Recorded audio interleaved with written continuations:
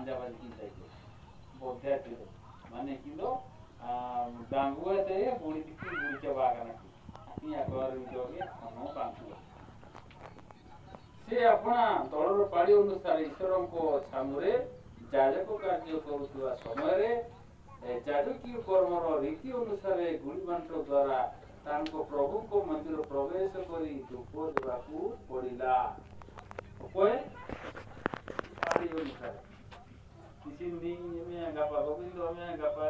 तिरका में इनका पहाड़ी पहाड़ी से मंदिर रखो लुतुम ताको गुड़ी बांट को मत आना किसी में गपा इनका को जैसे के दोनों रे बताई के ना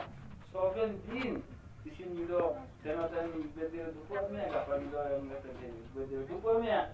इनका एमएमते जिक्रिया पाड़ी बोलो करना क्या जिक्रिया पाड़ी मुस्लिम दिन दे तो कहना गुरु परम कहते पढ़ावाना एनाते